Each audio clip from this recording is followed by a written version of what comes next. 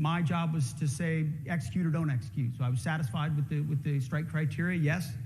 Saw the strike itself, which all of you have seen. There was probably 30 or 40 minutes is what I've been told of dust, and he was on fire for a long time after that. I stayed for probably five minutes or so after, but ultimately at that point it was a tactical operation, and so I moved on to other things. I shouldn't be fighting tactics as the Secretary of War, so I moved on to other things. Later on, a couple hours later, I was told, hey, there had to be a reattack because there were a couple folks that could still be in the fight, access to radios, there was a link-up point of another potential boat, drugs were still there, they were actively interacting with them, had to take that read. I said, Roger, sounds good. From what I understood then and what I understand now, I fully support that strike. I would have made the same call myself.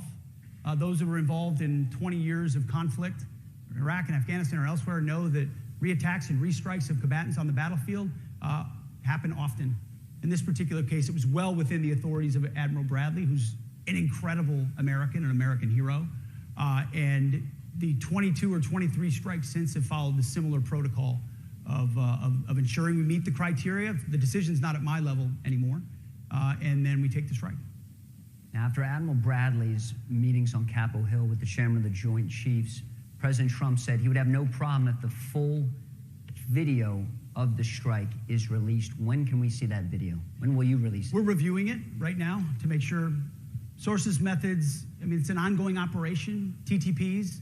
We've got operators out there doing this right now, so whatever we were to decide to release, we'd have to be very responsible about. So we're reviewing that right now. Did you at any time say that everybody on board should be killed? Is anybody here from the Washington Post? I don't know where you get your sources, but they suck. Of course not. Anybody that's been in the Situation Room or they've been in the war room there, the Secretary's office, know you don't walk in and say, kill him. It's just patently ridiculous. It's meant to create a cartoon of me and the decisions that we make and how we make them. It's ridiculous. The chairman and Admiral Bradley and everybody shot it down immediately because anybody that knows that's not how things go. There's a very defined process, specific criteria, go, no go, yes, no, lawyers, intel analysts, everything. And then after that, you simply say cleared hot or not. And so, did you have a plan to deal with survivors? There was protocol for dealing with survivors, but in that, and frankly, there was 10 strikes later, there was a semi-submersible that I think folks here, meaning a submarine. You don't go fishing on a submarine full of drugs. And in that particular case, the first strike didn't take it out. A couple guys jumped off and swam, from what I understand, a ways away. When we struck the submarine a second time, it sunk, and then you had two people that you had to go get, and we had the ability to go get them. We gave them back to their host countries. That's a story that's already been out in the public. So we didn't change our protocol. It was just a different circumstance. So what people think is cavalier or cowboy about it is the exact opposite.